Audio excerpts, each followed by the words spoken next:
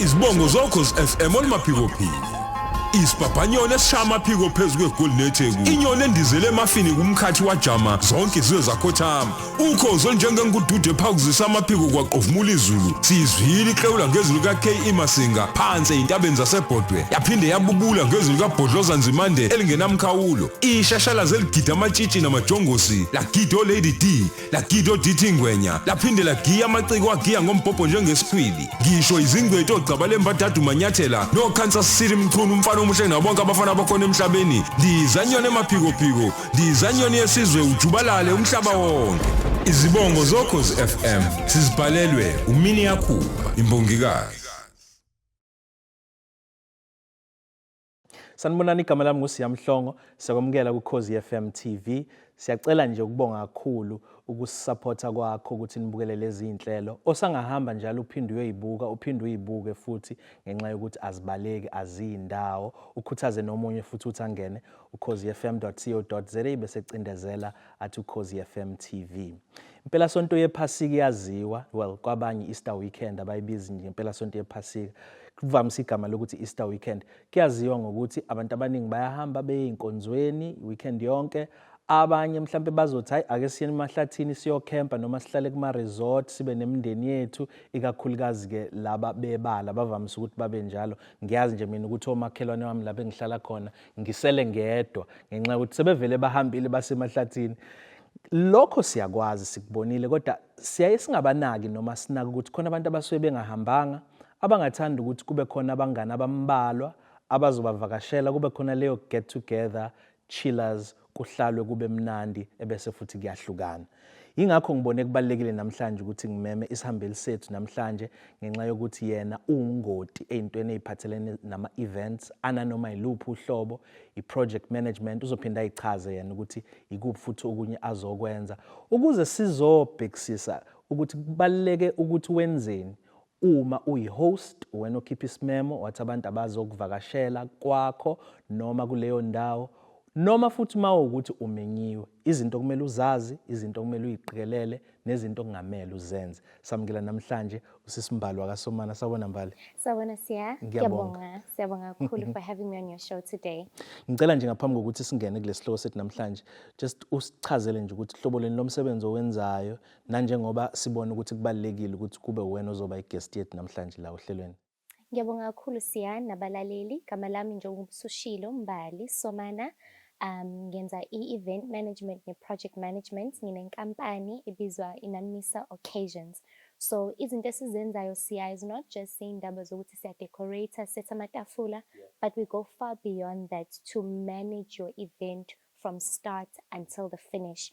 So in us project managing it, we manage your time, we manage the schedule and everything that has got to do with the event yako, whether it's a private event, ekwakho ekhaya, or a wedding, or even if you're saying at my workplace, ekhosini, we've got a certain function, we do those things. Wow, siyabona ukuthi ngempela kubaleke kangakanani ukuthi ungathi usemcimbini ngeke ngahamba imshado la khona uthole ukuthi umakoti nomkhwenyana ababhizi bahleli phambili etafuleni labo kodwa bayakhomba ngamehlo uphinda phendule nefoni ukukhombisa ukuthi lo muntu akayinikanga isikhathi ukuthi kube khona abantu okuyibona abazodila nje naleyo nto. Yes, ikubaleke kakhulu Siya izinto enjalo ngoba we also find ukuthi sometimes bakunomshado siqala late hayi ngoba with purpose to start late, but it's because ayikho planning behind the scene.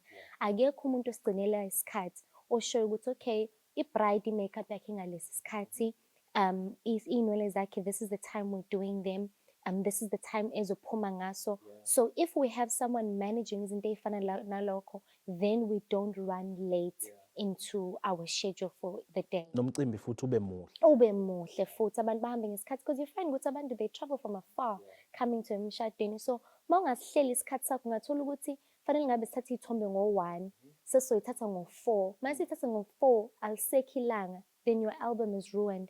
So those small details of managing isikhathi sakho are highly important for event. Yes. Lungile Mbali, ake singene kulokho namhlanje. Usiya ke ukhipha imemo noma unomcabango ukuthi hayi mina ngizokuhamba ngale Easter weekend ngizoyihlalela kodwa ngingathanda nje ukuthi ngibe nabahlobo bami abazozongivakashela. Okay. Ake siqale sikhulume ngokuthi ke ngihlela ukuba nento kwami noma sengiqashile guest house thizeni isibalo sabantu sengiyasazi ngisikhipha isimemo digitally isikhathi esiningi manje vele sesihamba kanjalo whether nge-email noma ngo-WhatsApp njalo njalo.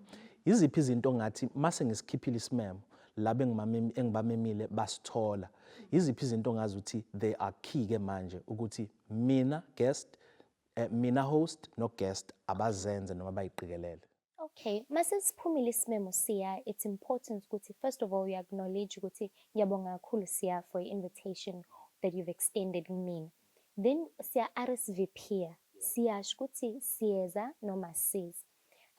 Things like that singayithathi for granted because umuntu okumemile uyaplana phela. Uyaplana ukuthi makufika uSiya ngizobala izitshe ey'ngaka, i-cutlery engaka, i-crockery engaka. So masingazi ukuthi uyeza noma awuzi, it becomes a bit of a problem. So the most important thing you do first of all, ngiyakubonga Siya for your invitation because you could have invited anyone else, but to decide to invite mina as uMbali. Thereafter, ngiyayidiarize le date yakho ukuze ngakhohlwa. Even if ngithatha ifone ngiyayifaka on the calendar, ngifake ne-reminder day before, hours before I do that Siya. Then the next thing that I do is I check ukuthi ithini dress code. Because u-honorisha umuntu oku-invitile by honoring i-dress code for the day. So makuthiwe black tie, angikugulisha ukuthi what does it mean ukugqoka black tie? Does it mean ngifaka tie black literally tie omnyama? Or do ngifaka i-taxi? What do I do? Makune theme of a specific imbala that i-host yakho wants you to use, you honor that because i-event yabo. So you plan izinto ey'fana njengalezo Siya. Uplane nanokuthi okay ngiyaphi kahle hle. Ithini address? How far is it from lapho engisuka khona? Kuzothatha isikhathi esingakanani ukuthi ngifike khona? Because ma wenza izinto ey'njalo Siya, wenza sure ukuthi number one, you're gonna arrive on time. The event is gonna start on time. Akulindiwe wena in order to start, and everything else goes well. And even if you're traveling from afar, you're giving yourself isikhathi right in order to do those things. So mina, I would say izinto ey'balulekile once the invitation comes in, those are the most important things to do. The next thing to do Siya as well is to check your weather around the area for the day. Especially as women, sometimes you get an invitation, fanele uye ku-Google and Google ukuthi on this date, i-weather izobime kanjani. Then plan i-outfit yami. Ukuplan i-outfit yami akuqali on the day of the event because uzoba frustrated. You're gonna think exactly. And that's why then kuba nalento yabantu time and people not being on time because of not planning properly. So make sure to check my details afana njengalawo in order for everything to go well as umuntu omenyiwe. Ake ngicome i-show business yase South Africa ama personalities kunomcimbi obubizwe imibili imicimbi. Oqala ilo we-Netflix kwakuyi-Bridgerton ku-launch season. Wabona abantu ukuthi bayigcina kanjani i-theme. Nayo futhi le rich ROH of Lagos obuwenziwe i-Showmax abantu bayigcina futhi i-theme okusho ukuthi ingenile le culture yokuyigcina i-theme abantu beminyiwe. No, definitely Siya, kubaluleke kakhulu ngoba mina as a guest mangik-invited to that event ngine vision for the day. So if I'm having umshado wami and I say cela ngigqoke nonke black, mina I come wearing white. I know what I'm doing and I know the outcome that I want to see at the end of the day. So kubaluleke kakhulu keeper to a theme of the day. Uyazi kule mbala ngathola nami nje sengikade ngingazi emva kweminyaka eminingi ukuthi makusaqalwa kuthiwa color of the day kwakusuke kukhulunywa ngendaba yokuthi laba abashadayo mawukuthi umshado iwona mbala wabo, so kahle kahle thina siwugweme lo kodwa kwangazi ukuthi thina sithi hayi thiwa sufa kusanjalo noma siyashintsha leyo nto kwenziwa kanjani? No, that's the correct way Siya of looking at it. It's for a bridal party and the groomsmen but keep it to that color. That's what distinguishes them amongst the crowd. So it's for them and not for us. Kwenzeka futhi leyo mbala, it's for a decor. So ufuna ukufika lapha nesiya manje imbala kusithiwe green netafula li green, now green, yonke into around us is green. So i-color of the day, Yeah. kahle hle, it's for the bridal party, it's for purposes of decor and keeping to a theme. Unless it's specified, Siya, ukuthi at this wedding, we strictly all wear white or black, for an example. Uyakhumbula umshado kaGabriel Union nomyeni wakhe abantu besifazane babegqoke I think all white and then abesilisa bagqoka all black bese bona angazi bayihlanganisa kanjani kodwa kwakuhle nje ukuthi wonke umuntu Absolutely. wayigcina leyo nto ave iba yinhle ngempela uma wonke umuntu Kakhulu, ezoyigcina Siya, kakhulu. nokuthi makuthiwe gqoka uburgundy ungathathi wena ured noma umaroon hamba ufuna uze uthole uburgundy Uburgundy, futhi usukunesikhathi Siya ukuplan izinto ey'fana njengalezo. Because abakutsheli tomorrow ukuthi ngizoba nomshado, please come. So honor those things. asize futhi kuleyo ukuthi kuqhelelene kangakanani ngize nge-Uber ingidrophe noma ngipake ngoba ukubone kwenye indawo uthola ukuthi mhlawumbe ama-house party kuma-neighborhood athile iy'moto sey'pake zazi zagamanxa kamakhelwane umakhelwane onolaka mhlawumbe usezongqongqoza lana uzothi nilimaza utshani bakhe ezinye zezinto mhlawumbe lezo umuntu ongadinga ukuthi uma esalungiselela ayibheke. Impela Siya, you have to do that, and lokho it's on the part of umuntu co-style. So myself as uMbali mangikumeme to my house, ngiyazi nami ukuthi i-parking ayikho. Ngi-invite abantu about 30, so it's up to me ukuthi ngikufonele ngithi Siya, i-parking yethu la ekhaya i-limited. Bese ngiya-organizer, either ngiyasho ukuthi ngiyakhuluma nomakhelwane ngithi sacela nisiboleke this part of i-driveway yenu. Or noma ngithi ngiya-organize a certain place, i-community hall, lapho nizopaka khona nonke, and then I have imoto eyodwa ezolokhu ingithatha nje. Kube like a shuttle service of some sort. But it's up to me as umuntu oku-invite to make sure if izinto ey'fana njengalezo. It's always more convenient uma uzothatha i-Uber, even for driving late at night purposes. So it's up to i-host in that instance. Elokushini akuhluphi kuyaziwa vele ukuthi Akumgaqweni. sifake itende uma sekuvuma ikhansela nje know. umakhelwane onomona Yabona. ayizokusiza leyo ndaba yakhe. Namhlanje sithi ake sibheke ukuthi uma nginomcimbi thizeni noma nginento kwami yiziphi izinto ezisemqoka ukuthi ngizenze nawe mangikumemile ukuthi uzenze uzobona senze nje iscenario yokuthi usiya umema abantu for ibray kwakhe kodwa uzozwa ingxoxo yethu izokapakela ngisho njoba sesivele siqalile nakwezinye izinto ezingaba yimicimbi noma izinto ezingadingi ukuthi ngimema abantu ngibe i-host. Siyabuya. Hola wethu siyabingelela ke ekhaya la ukhona ubukele kamnandi Ukhozi FM TV utshathelo kanye no Sel Beyonce ukuphela 3 to 6 Monday to Friday woza nabangani bakho iyodwa kuphela into esicelayo kuwena ukuthi uze nabangani bakho njalo ngomsombuluko kuya kuLesihlanu phakathi kwawo u3 to 6 come into a fast paced world la khona sikubeka at the edge of your seat sikunike edutainment infotainment kumnandi ngendlela esimangaliso we driving you home Monday to Friday sikuthandani. Sesiphinde sabuya futhi Ukhozi FM TV namhlanje iguest yethu uMbali Somana ungawuvali ngenxa ukuthi usebenza ngazo lezi zinto sifuna nje ukuthi sishayele isekelo namhlanje zokuthi mawunomcimbi ngenzeka uformal noma uinformal kodwa uqikelele ukuthi usezingeni ngenxa yokuthi kunezinto ezithile ongazicompromiseanga kulungileke siphumile imemo abantu ba RSVP sekuyilanga ke manje sekuusuku lokuthi abantu bezeke emcimbini iziphi izinto bayaqala bayafika iziphi izinto mhlawumbe ezibalekile masikhuluma ngo-arrival Yeah. Okay, Siya, masifika to the actual day senza sure engithi sishilo na first segment ukuthi sifika on time. So sesiplanile sapaka safika I would suggest ukuthi emcimbini come maybe 15 minutes before. Masufikile you assess the situation ukuthi ime kanjani. Uyafika, you knock at the door, and it's good ukuthi mawusufika arrive with something ungafiki ungaphethe lutho. So if you're going to umuntu wesimame, go with mhlambe flowers or chocolates.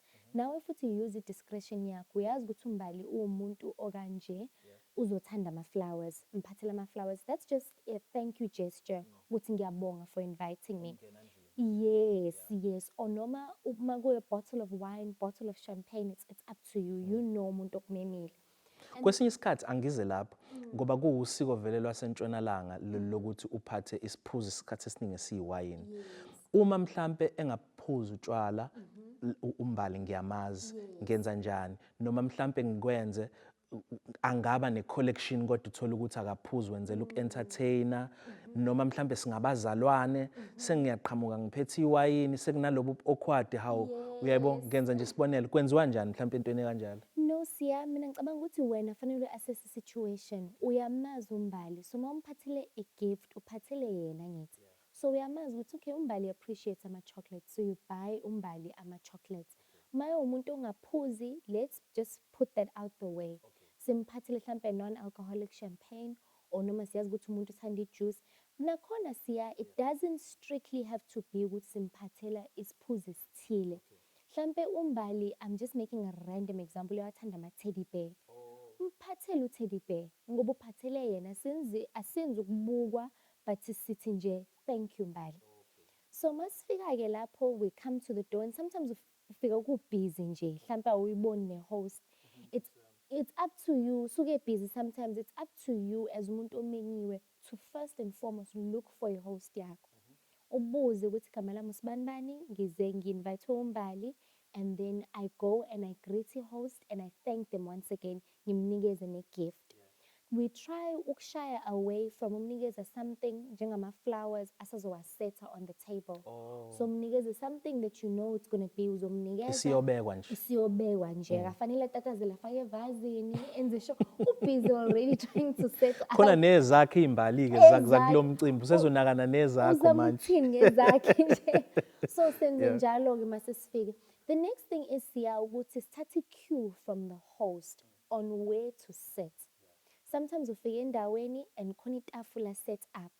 Asifike sivele sihlale ngoba uneplan. I-host yakho knows ukuthi ngizohlalisa usibani nosibani la. So now we get 30 cue from i-host uzokuleader athi sicela Siya ungihlalele lana or noma you find ukuthi kunama name tags on the table.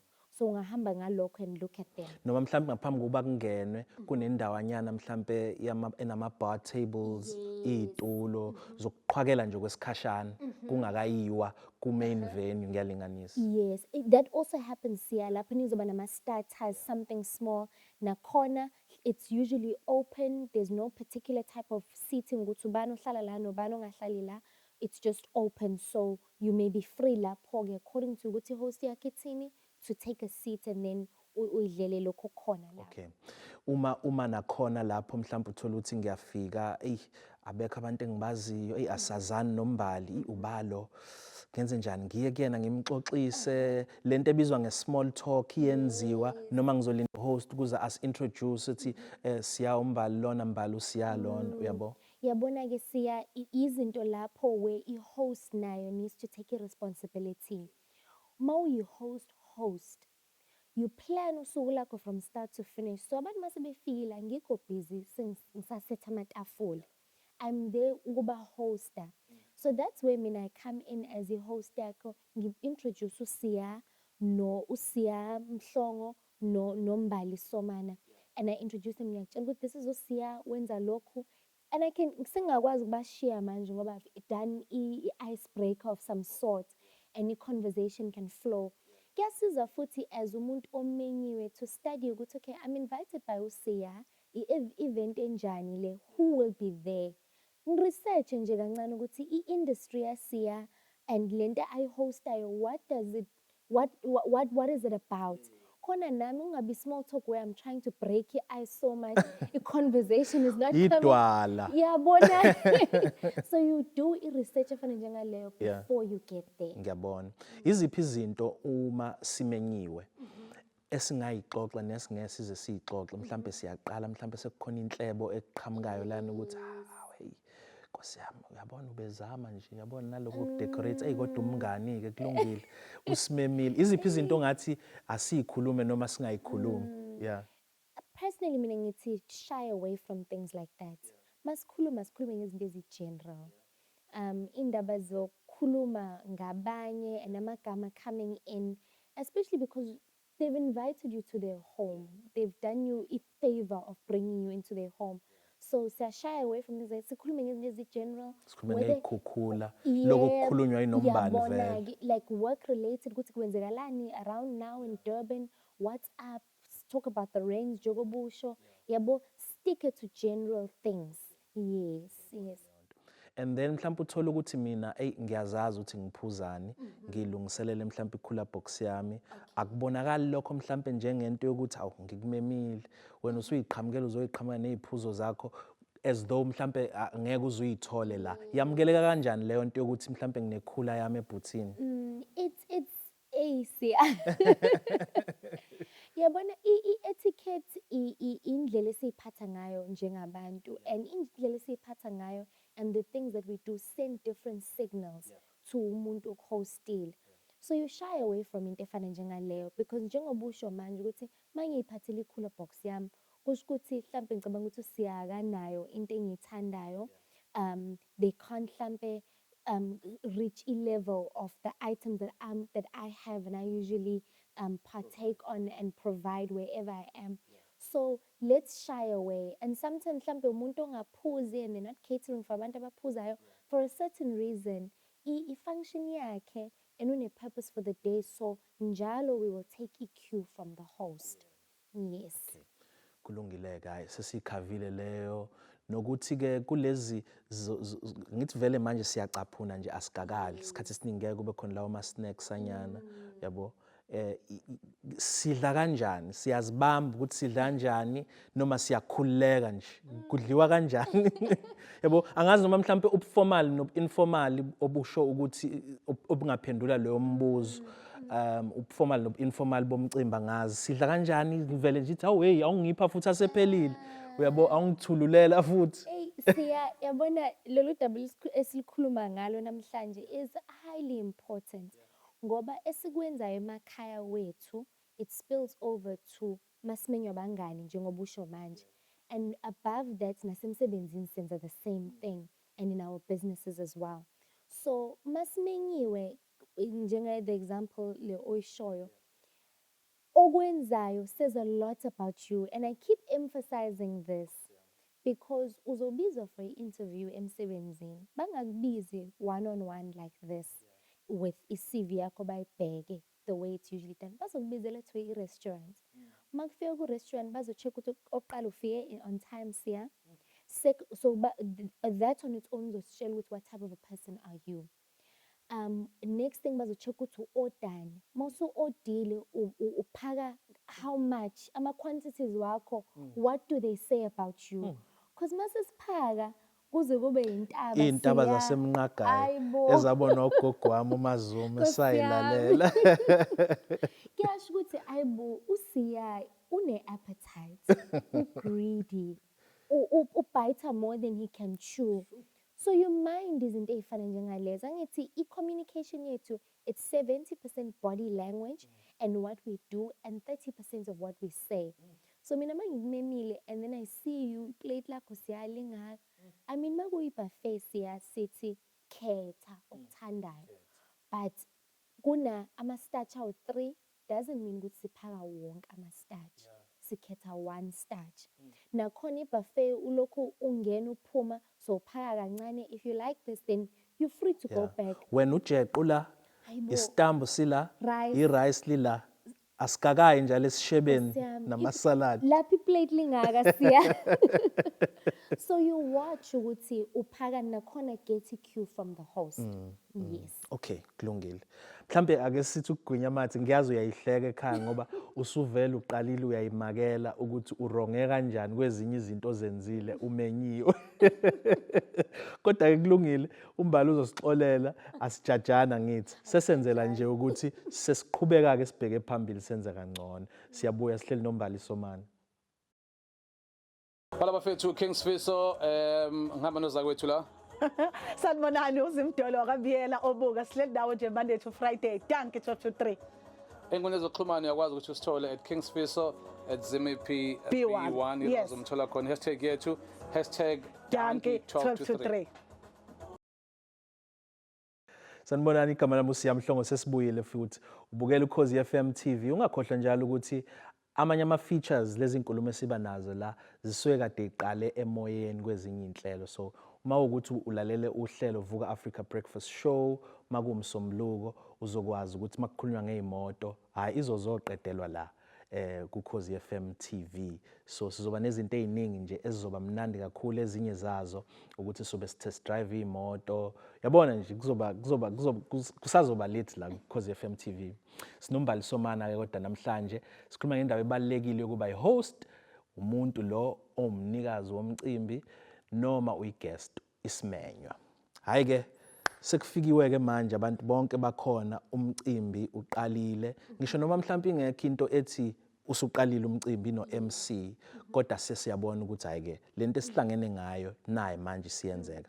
Ngifuna ke sibheke lana izinto ezibalekile okuwukuthi lo host osimemile uyiqikelelile ukuthi zikhona zenziwe. Angazi noma singaqala yini ngokudla ngoba asidli ngokufana wembali, uyabo? Yes. No, qinisile lapho Siya, it's very important ukuthi uma uyi-host ubheke izinto zokudla. First and foremost ukuthi because sinabantu abama-vegetarians, ama-vegans, and then abanye it's waya eat anything, Noma ikuphi. seafood diet type of thing. Yeah. So ma umuntu onjalo kwi-invitation yakho as umuntu ohostayo ama-guests, it's important to ask ukuthi any meal preferences. Then umuntu mhlawumbe uyihalale ngasho lapho ukuthi I tend towards the halal diet. Then umuntu oyi-vegetarian can also say. But now if you're inviting abangani and people ojwayelene nabo, you know ukuthi Siya, I've been out with him and he eats anything under the sun. I know you do. So it depends on who you're hosting, whether we are bazi, mongabazi, it's good to always ask in the invitation, ukuthi, do you have any meal preferences that I need to stick to? And then maye khona umuntu onjalo kubalekile Siya ukuthi within ukudla kwakho maye umuntu ethi for example uyi-vegan noma uyi-vegetarian, mawuseve ukudla kwakho uwenze sure ukuthi uyakuseparate ukuthi nakhu okunenyama nakho okungenakho inyama, and then siyabhala futhi sifaka ama-food labels. Even for abantu abadle something like ihalal, you respect into ey'fana njengalokho ngoba amasiko wabo and i-belief system yabo, and we must respect that.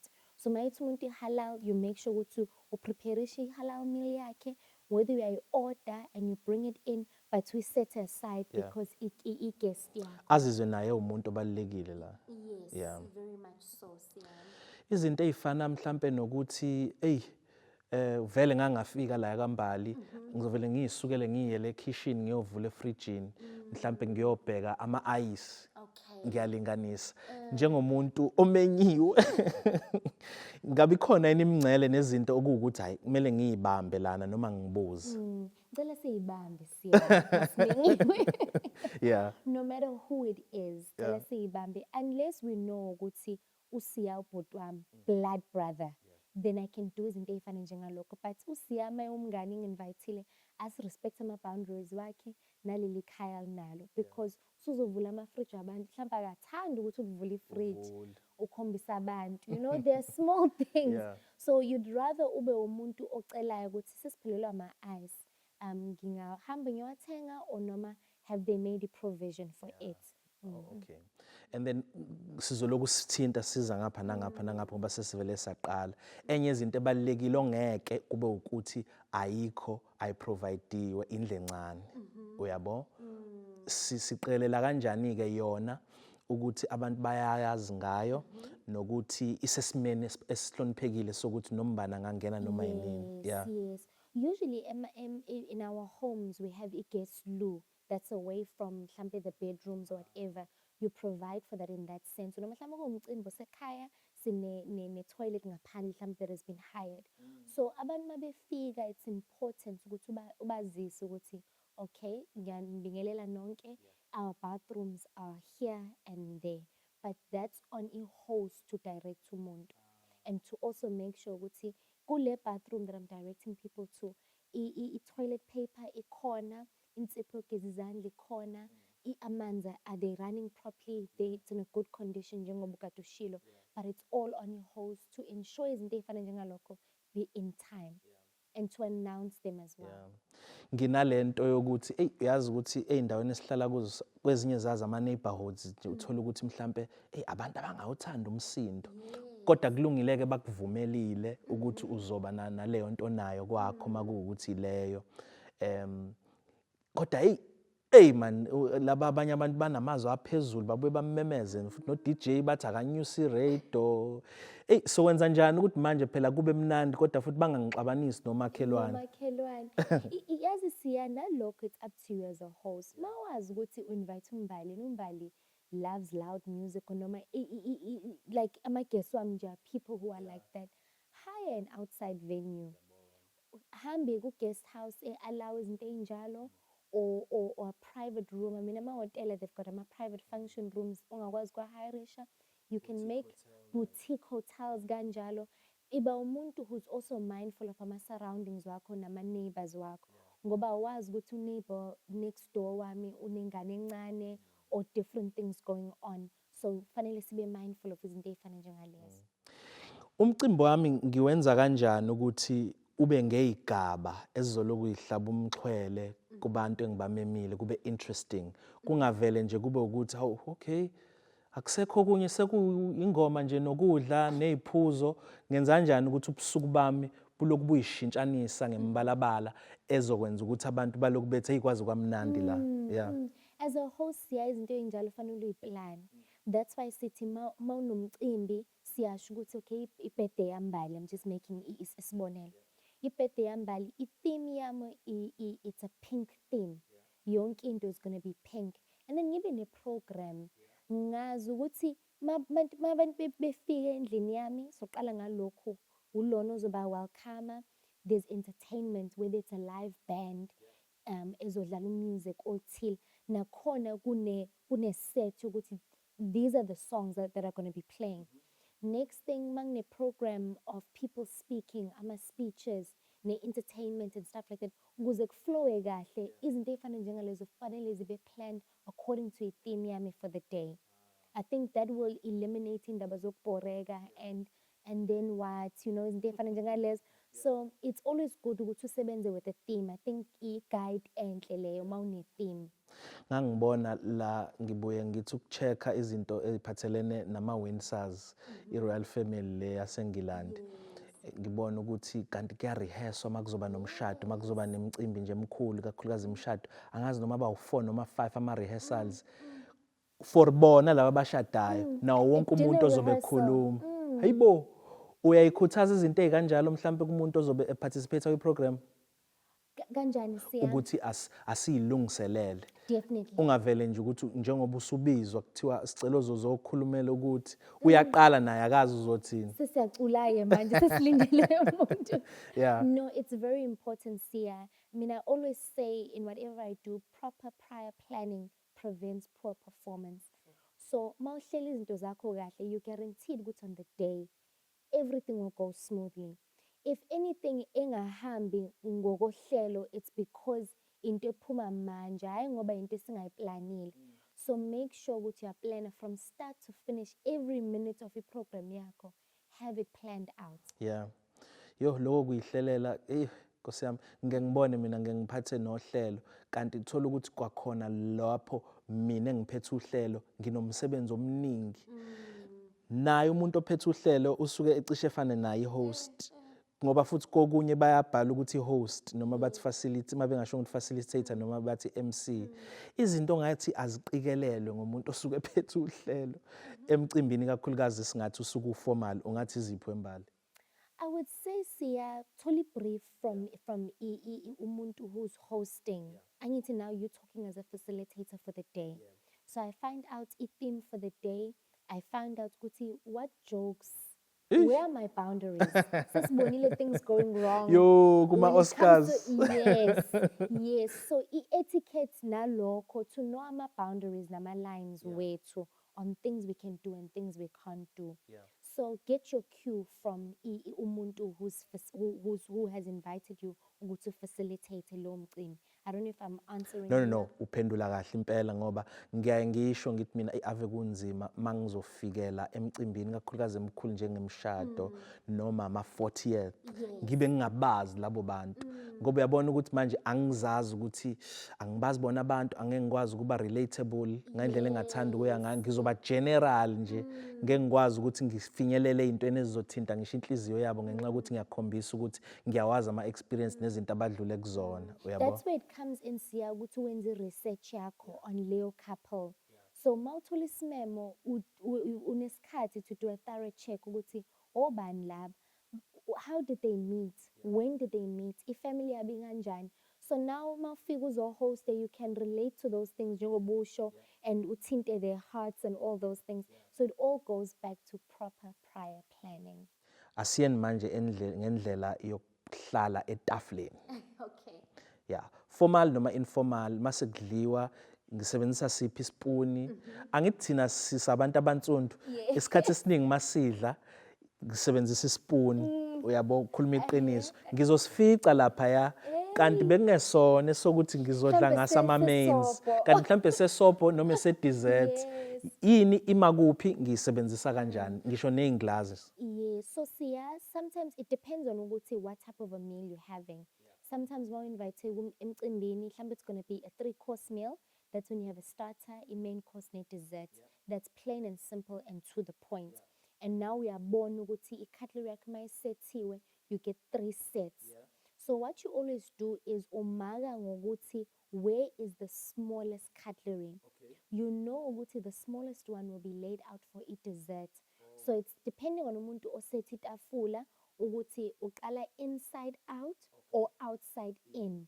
But mina imagi yami, because abantu basetha ngendlela ehlukene, ngizomaga ngecutlery yami ukuthi teaspoon yami kuphi, imfologo encane yami kuphi, then I know ukuthi ngigcina ngakho ngoba i-dessert yami leyo.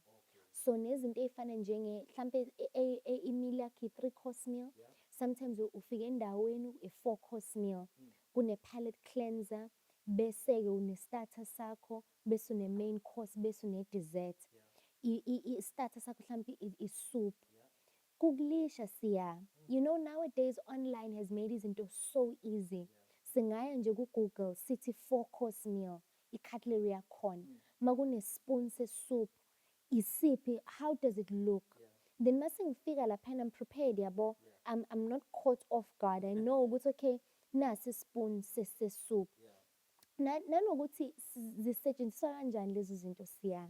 Siyazi ukuthi sopo asilidli kanje. We must go away from the bowl that we're eating. Nakhona liyaconsa Siya. Even in napkin yakho, we need to know ukuthi where do we put it. Apparently it's said ukuthi mawulibeka lana you're seen as a clumsy person. And if you put it here, you're more of a neat person. Mawungena as well, and you take your seat wherever you are, they're going to pull isihlalo sakho out for you. You'll take your seat, then you take a seat and you make sure you're closest to it full. And that will also eliminate ukuthi uchithe izinto, be clumsy and everything. Then uthola ama-glass wakho, there are red wine glasses, white wine glasses, bese kuba nama-tumblers. Siyazi ukuthi tumbler is meant for your water nama-juices wethu. Red wine glass, red wine. White wine, the same. Then ne-flute for the champagne as such. But izinto ey'fana njengalezo Siya, we are not without help. We can always Google and check and be familiar with things before sifike khona emcimbini. I-napkin le othi uthe kubonakala ngazuthi ngiclams mangibeka la mangibeka la ngazuthi nginit. Yini engingayenza nokuthi kungathi makuchitheka ngisule ngayo na ngoba phela indwangu futhi uyabona i-fabric ebizayo ikuphi okwe tissue noma i-paper towel ikuphi okwe napkin. In-napkin yakho, keep it on your lap, pardon me, Siya.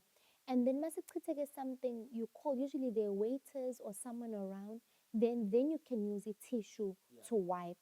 Nakhona we usually find ukuthi etafuleni kunama wet wipes, kunama tissue, kunama paper napkins. Use that to wipe around your table ngoba awufuni isimo lapho usulukhari la etafuleni bese uphinda ubeke lana on your lap uzongcolisa lento oyigqokile.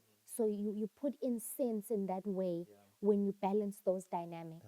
Ngeke ngibone futhi mhlawumbe uthola ukuthi abanye inapkin uthola ukuthi sekuyajuluka usesula umjuluko wakhe. Ngikutshela ngento engike ngiyibone phela yabo noma mhlawumbe yabo khona into mhlawumbe angayizwa kahle ekhaleni useyasula. No. Yabona lento ishoyo siya, it's like taking indwangu yasekhishini uthi uzosula ngayo ubuso. Do you do that in your own home? No, we don't, because lama napkins into yasekhishini. So lokho we shy away from doing it. Nakhona maso blow our noses, says excuse from etafuleni. Sithi, can I please have 2 minutes? You excuse yourself, uye bathroom, blow your nose, wash izandla ngoba uyodla. So you don't want to go setafuleni blow your nose, and in the same breath you're touching your cutlery and crockery. In the same breath you're passing on salt and pepper. Yabona ma germs how they begin to spread. Naloko siya khona etiquette yakhona, khona indlela yokwenza.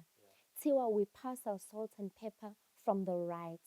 So in whatever we do, and we pass them on together. Even across the table. So ngisho bekuthiwa mina ngicela usawoti kodwa uzongilethela kuhamba nephepha. Nephepha, yes. And nanokuthi if usiyazi across from the table, noma uhleli lapha ekudeni, as angeke ngize ngisukume etafuleni ngithi nazo-ke siya, nayo salt and pepper yakho. Pass it on politely to your right, as until umuntu that is closest to siya can give it to Kahle ke siya. Mbali, ngizofuna ukuzwa kahle le. Ake sithi itafula eliyi rectangle, ngihleli phakathi nendawo. Usalt and pepper useduze kwami, yena uhleli la ekhoneni across. Shuthi uzohamba ngalo line iziyofika kuyena. Yes, siya. Either that, siya, or you ask. There are usually waiters wherever you are. You can ask a waiter, because sometimes itafula lide kakhulu. And futhi nowadays you find ukuthi there are 3 sets of salt and pepper. There are 3. So whichever one is closest to you and most convenient. Ngiyabona. Yes. Kodwa ayeqi ukudla. Ayeqi ukudla. Ngoba uweqa nama-flowers, uweqa nama-juice, sezichitheka manje. Uthola ukuthi kunamakhandlela futhi manje la Yabona. usuyoza ucisha ushe. Sekuyi-disaster. So masenza, when we behave ngaleyo ndlela si-avoid izinto ey'fana njengalezo. Yazi le ka salt and pepper yavele yangikhumbuza iset ka Carol Boys ka salt and pepper engayibona. Kodwa sobuye sikhulume le. ama steak knife mhlawumbe uthola ukuthi ngidla inyama kodwa awukho ummese ohambisana nalenyama ukuze ngiqobe kahle ngiyakwazi ukuyicela. Of course, yeah. That's the best thing to do for yourself, because sometimes ufika endaweni and basethile, omunye uzobe edla ufishi, omunye uzobe, so sebenzisa i-cutlery right for what you want to do. You don't want to find yourself usuyisika noma difficult nje ukudla. So it's never wrong to ask whether i-waiter noma i-host noma umuntu wasendaweni nje ukuthi sacela a steak knife or sacela a fish knife. Usually it's on the table, but request for izinto ey'fana njengalezo mayingekho. Ngeke ngibone uthola ukuthi abanye bahleli abanye abahleli etafuleni uzothi uma edlula nje athathe ispoon sakuleli tafula.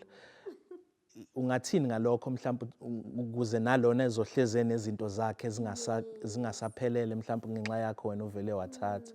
Yabona siya, especially as event organizers and hosts, masihlelile sathi sinabantu abawu-30 khona zobe behleli kule tafula abanye on another side.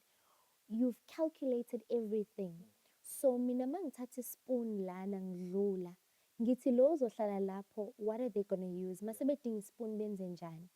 So it's best to always ask from your host yakho. Usually masinama events kube nama cocktail tables khona station where kune cutlery yabo, ngoba le yasetafuleni it's for the table, and then le for the cocktail tables it's usually nje isethiwe aside. Usually uthola ngase buffet station nama plate wakhona and everything together there.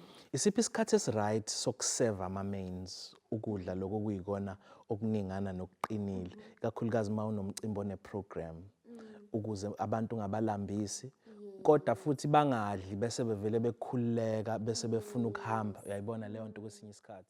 No, that nakhona is up to your host ne program yakhe. So you consider abantu ube mindful moba memile ukuthi okay masiqale ngo-6 noqala ngama-starters, ama-speech wami angabi phela u-3 hours, because abantu they're going to lose the interest, bazokhathala, you know, it's just a whole lot of things.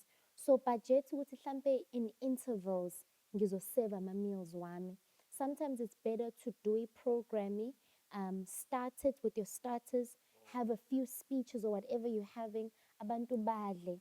Khona bengezukudla too late because you don't want umuntu eating abo 9 or noma 10 ebusuku.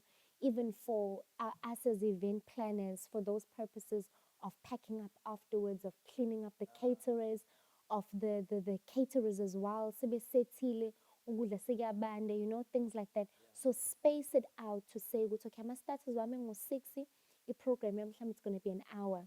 Then uzobreaka, abantu badle, and then siyaqhubeka. But njalo mangenza into, be mindful of abantu that you've hosted. Hey, ziningi lezi zinto. Ziningi futhi uyabona ukuthi zidinga umqondo ophusile njengawo okasisi uMbali. Masibuya mhlambe sovala ingxenye yokugcina la khona ngokuyicabangela kwakhe nje uMbali izinto mhlambe ezivamise ukuthi ibaluleke kungadingi ukuthi singayikhohlwa nakancane azoshayela ikhonkwane zazo. Father's Day, when we were watching Simunyamara, we were dancing mobile had a room divider. Onze classic gehad met like Ostum, Olakasha. That was just old. When men made us feel at home and 50-50 was just a show on TV. That's because they were scared. Now we're learning lessons from the real bads on the estate and Guyani. Hotspot Sally says mom just right for the weekend. Yo, I do this like I do this for TV. On the real though, paying out TV licenses keeps industries alive. Let's stay informed, educated, and entertained. Making memories and telling stories for the now generation. Go to tvlic.co.za. TV licenses. Pay yours. Make a difference. Kulesigaba sokugcina njoba ngithemsile mhlambe sobheka izinto nje nombali ezibalekile kodwa mhlambe ongeke wena uzuyithathe notice ongathola ukuthi umcimbi wakho zigcine ziwenza ungabi impumelelo nhlobo. Siphinde futhi sivaleke nawe njengomuntu omenyiwe ukuthi mawusuhamba ikuphi okwenzayo noma mhlawumbe ungathi eyibafu ngicela ukusase ngisebenzisa ikamera lezingane kanti asikuhlelele lokho. Service providers yo ungathini ngabo? Yes, so Siya, you make sure that you get a service provider from a reputable company on experience naye, because service provider wakho hlampe okheterishayo maye late, it delays a lot of things. Umuntu wenza decor maye decorator late, nakhona abantu bafika balinde and all those things.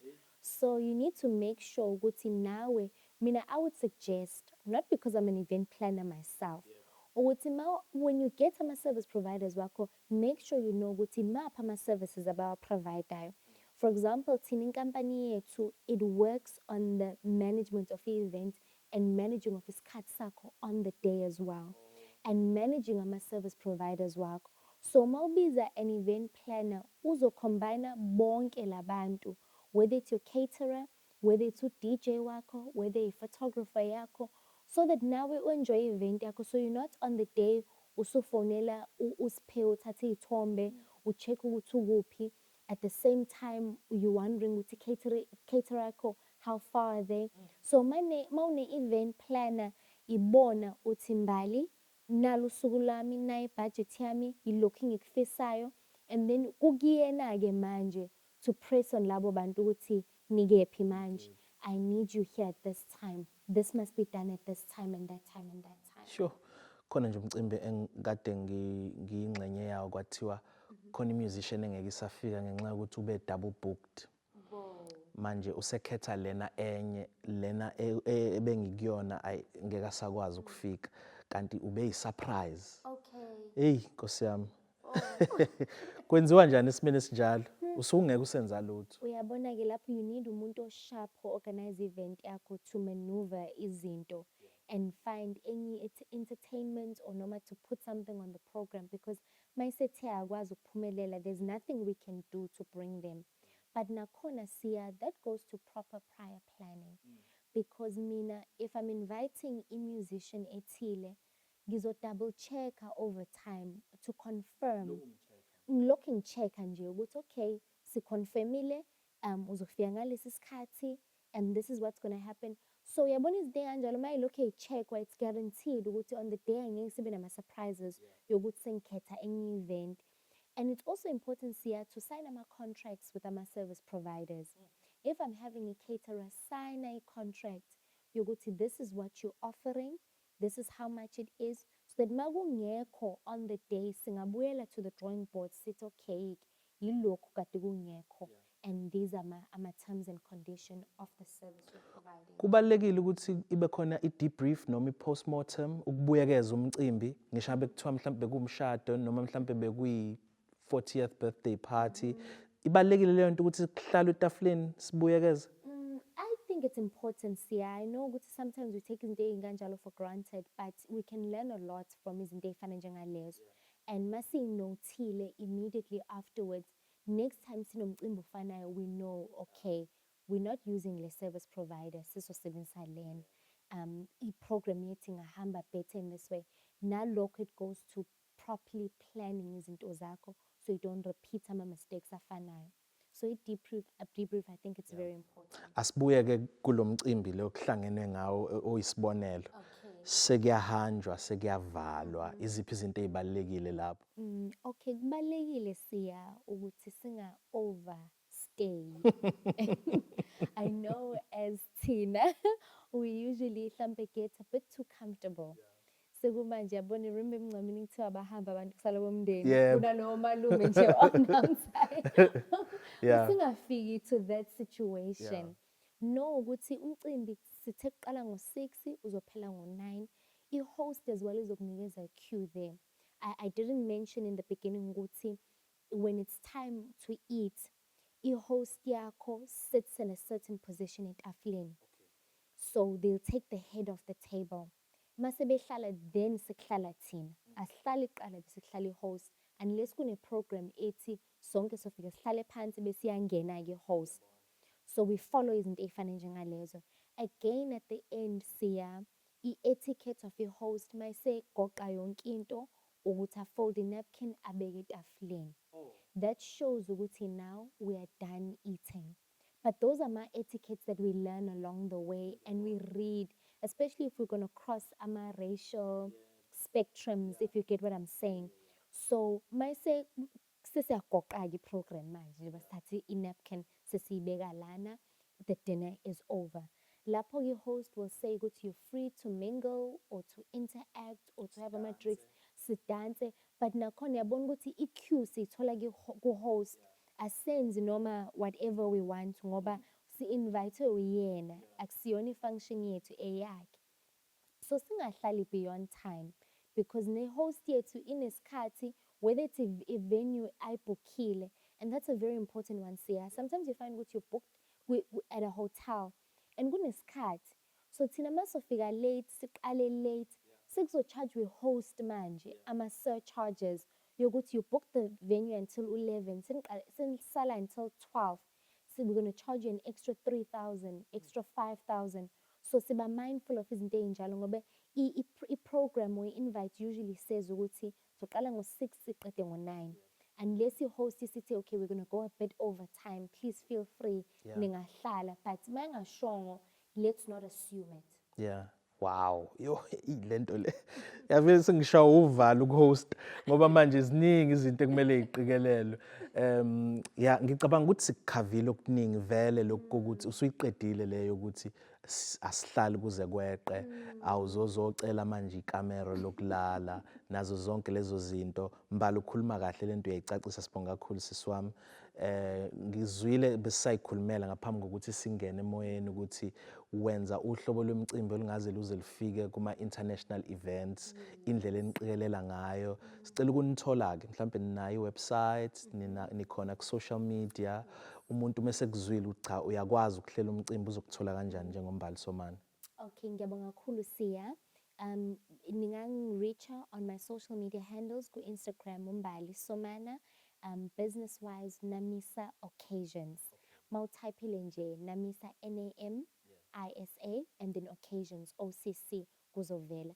Lapho ungatholeka nama-contact details wethu, our email address nama-phone numbers as well. Akukhathalekile umcimbi wengane, baby shower, Everything 21st, and anything, umshado, Siya. umngcwabo, i-concert. Everything. Njengoba kade ngishilo kade ungibuza before the show. Yeah. Noma sekuthiwa sesilethe uBeyonce. Yebo. Ngathi yebo senze Hayi njalo. siyakumanifesta-ke lokho. So arrange ukuthi ama-flights wakhe, accommodation, itinerary, travel arrangements, everything is managed to the T. Mbali sibonga kakhulu sisi wami. Bonga mina. Hamba kanjalo-ke yomcimbi. Good luck kule mpela sonto nanoma yini ozobuyenza uhosta, asithembe ukuthi uthatha ama-notes. Sophinde sihlangane futhi ngokuzayo.